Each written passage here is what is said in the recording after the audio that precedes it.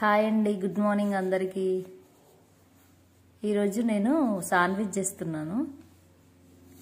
దానికి కావలసిన పదార్థాలు 2 ఆనియన్స్ చిన్నగా కట్ చేసుకున్నాను, చాలా చిన్న పీసెస్గా కట్ చేసుకోవాలి.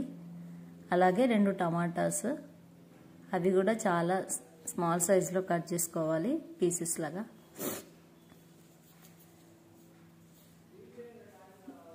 శాండ్విచ్ ఇంట్లోనే తయారు చేసుకుంటే ఫ్రెష్గా ఉంటుంది, అలాగే టేస్ట్ కూడా ఉంటుంది. పిల్లలు చాలా ఇష్టంగా తింటారు. మీరు కూడా డెఫినెట్గా ఒకసారి ట్రై చేయండి. ఇప్పుడు కొంచెం కొత్తిమీర వేస్తున్నాను. ఏదైనా మనం ఇంట్లో చేసుకుంటే ఫ్రెష్ ఉంటుంది కదా అండి, బయట కన్నా ఇంట్లోనే బాగుంటుంది. ఇప్పుడు కొత్తిమీర వేసేసాను. ఇప్పుడు కొంచెం సాల్ట్ వేసుకుందాం.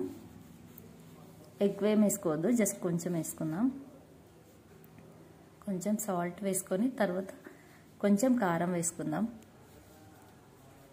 నా వాయిస్ క్లియర్గా రాకపోతే సారీ అండి.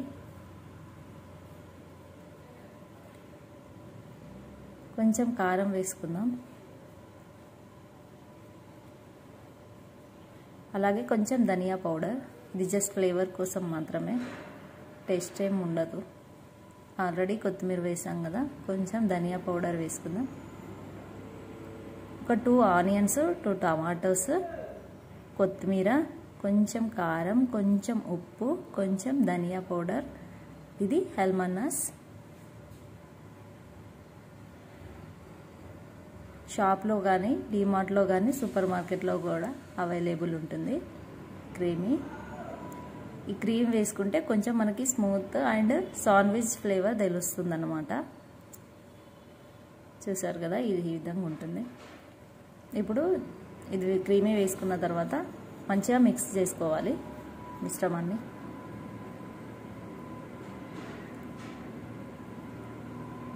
మనం ఆ క్వాంటిటీని బట్టి క్రీమీ తీసుకోవాలి. తక్కువైనా కానీ కొంచెం టేస్ట్ అంటే పచ్చి వేసాం కదా, కూరగాయలు పచ్చి పచ్చిగా అనిపిస్తుంది. కొంచెం క్రీమ్ ఎక్కువ యూజ్ చేస్తే శాండ్విచ్ ఫ్లేవర్ సూపర్ ఉంటుంది. చూసారుగా, ఈ విధంగా మిక్స్ చేసుకోవాలి. మొత్తం మిక్స్ చేసుకున్న తర్వాత నేను చీజ్ తీసుకున్నాను, అమూల్ చీజ్. ప్యూర్ మిల్క్తో తయారవుతుంది. ఈ చీజే బాగుంటుంది దేంట్లోకైనా, వేరేవి అంతా బాగా అనిపించదు మాకు. మనకి ఏది అలవాటు అయితే అదే ఓకే కదా. అలాగే బ్రెడ్ కూడా తీసుకుందాం, మిల్క్ బ్రెడ్. శాండ్విచ్ బ్రెడ్ కూడా ఉంటుంది సపరేట్గా, సో అది అవైలబుల్ లేకుండే కాబట్టి మిల్క్ బ్రెడ్ కూడా బాగుంటుందని తీసుకున్నాము. మిల్క్ బ్రెడ్ ఏంటి అంటే కొంచెం లైట్గా ఉంటుంది కాబట్టి ఇట్స్ ఓకే. శాండ్విచ్కి కొంచెం హెవీ ఉండాలి, బట్ ఇది కూడా ఓకే, చాలా బాగుంది టేస్ట్ మిల్క్ బ్రెడ్. ఇప్పుడు ఒక శాండ్విచ్కి 2 స్లైస్ కావాలి కదా, ఒక స్లైస్లో మనం ఈ మిశ్రమాన్ని స్ప్రెడ్ చేసుకుందాం మంచిగా. చూసారుగా, ఆ మిశ్రమాన్ని తయారు చేసుకున్న మిశ్రమాన్ని బ్రెడ్ పైన ఇలా స్ప్రెడ్ చేసుకోవాలి మొత్తం. మరీ ఎక్కువ ఏం పెట్టుకోవద్దు, జస్ట్ నార్మల్గా మీడియంగా పెట్టుకోవాలి. ఇలా స్ప్రెడ్ చేసేసుకోవాలి.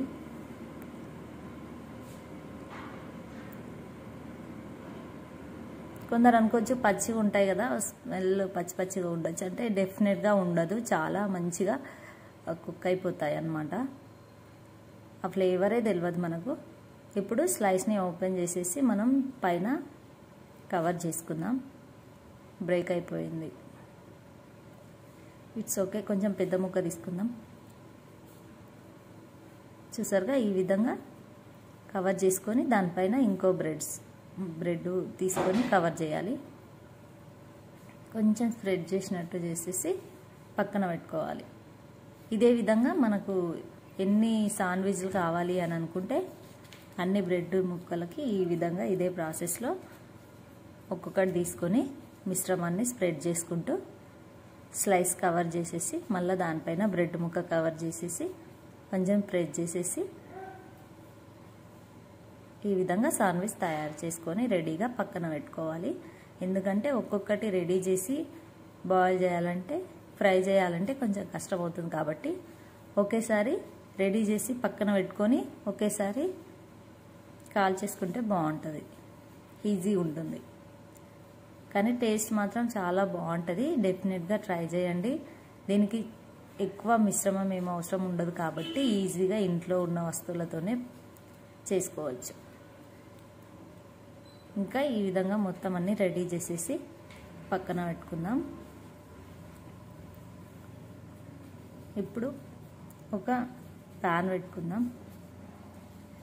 చపాతీదైనా ఓకే, ఏదైనా పర్లేదు. శాండ్విచ్ మేకర్ కూడా ఉంటుంది, బట్ ఇది అవైలబుల్ లేదు కాబట్టి దీనిపైన కూడా చేసుకోవచ్చు. టేస్ట్ మాత్రం సేమ్ ఉంటుంది. ఇప్పుడు దాన్ని మనం కొంచెం ఆయిల్ అయినా నెయ్యి అయినా వేసుకొని ఈ విధంగా కాల్చుకోవాలి. ఒక సైడ్ కుక్ అయ్యాక ఇంకో సైడ్ తిప్పేయాలి. చూసారుగా ఈ విధంగా అవుతుంది. చాలా స్మూత్గా ఉంటుందండి. రెడీ అయ్యాక చాలా బాగుంటుంది. మా పిల్లలకైతే చాలా ఇష్టంగా తింటారు. మీకు కూడా డెఫినెట్గా నచ్చుతుంది. ఒక్కసారి ట్రై చేయండి. Thank you so much for video నచ్చితే లైక్ చేయండి, అలాగే సబ్స్క్రైబ్ చేయండి, మీ ఫ్రెండ్స్ అండ్ ఫ్యామిలీకి షేర్ చేయండి. Thank you so much. ఇంకా శాండ్విచ్ రెడీ అయిపోయింది. మా బాబుకి ఇచ్చాను టేస్ట్ చూడమని. ఇంకా చాలా రెడీ చేశాను, బట్ 2 చూపిస్తున్నా. తింటున్నాడు. వాడు తినేటప్పుడే సూపర్ అని చెప్తున్నాడు. మీకు తెలియాలని ఓపెన్ కూడా చేసి చూపిస్తున్నాడు, లోపల కుక్ అయిందా లేదా అని. మొత్తం బ్రేక్ చేస్తున్నాడు. చూసారుగా చీజ్ మొత్తం ఉడికిపోయింది, మెల్ట్ అయిపోయి దాంట్లో కరిగిపోయింది. Bye bye.